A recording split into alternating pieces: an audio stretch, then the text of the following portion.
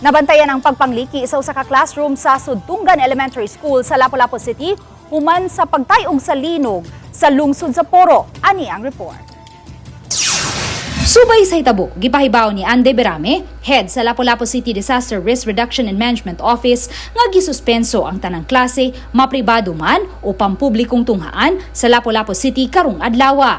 Giawhag usab sa Lapu-Lapu City Disaster Risk Reduction and Management Office ang tagsa-tagsa ka mga disaster risk officer sa tunghaan sa pagsusi sa ilang mga school buildings. Usa sa gipakita ni Berame, head sa City Disaster, ang hulagway sa usa ka lawak sa Sudtonggan Elementary School nga nangliki. Kadawata og feedback from DepEd nga dunay usa ka classroom somewhere Sudtonggan Elementary School dunay crack sa ilang bungbong. Ipasusi pa sa City Engineering Office ang tibok estruktura sa tunghaan aron masayran ang kinatibuk ang hulagway niini human mabantayi ang pagpangliki. Apan usa karon sa mitumaw nga kabalaka ni Berame human masubay nga ang linog anaa sa kadagatan sa lungsod sa Poro.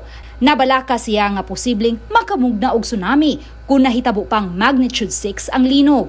Fault zone pero suspected kay naa kuno similar incident ya mga early 1900s na nilihok na.